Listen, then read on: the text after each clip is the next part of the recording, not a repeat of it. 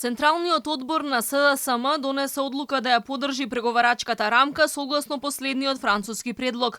Во соопштението од партијата се нагласува оти очекуваат од владата и другите институции да дадат зелено светло за него, ама истовремено се вели дека требало да се застане цврсто во одбрана на македонските црвени линии, дефинирани во Собраниската резолуција, за кои не требало да се преговара. И сега следи апсурдот. Како СДСМ истовремено го поддржува францускиот предлог, напишан во Бугарија со сите бугарски црвени линии во него, а бара да не се отстапи никако од македонските. Во преговарачкиот процес, владата заедно со сите институции понатаму треба доследно да се придржува до резолуцијата за македонските црвени линии, усвоена од Македонското собрание.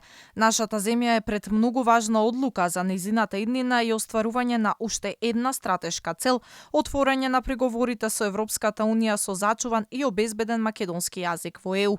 Тоа значи конечно затворање на сите идентитетски прашања. Партијата упорно тврди дека францускиот предлог гарантира чист македонски јазик во ЕУ и решавање на историските и билатералните прашања надвор од преговарачката рамка.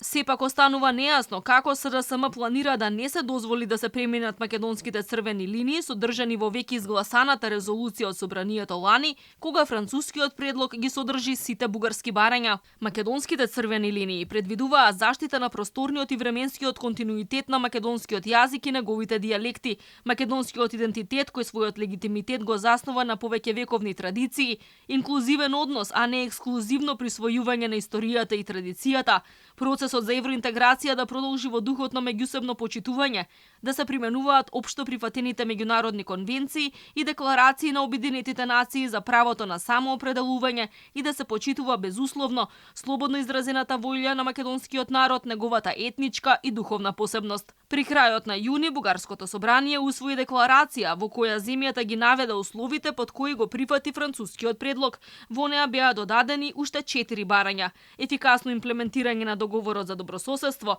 европски гаранции дека бугарските услови ќе биле исполнети, гаранција за правата на бугарите во Македонија со нивно вклучување во уставот и дека ништо во пристапниот процес на Македонија нема да биде протолкувано како признавање на македонскиот јазик од страна на Бугарија.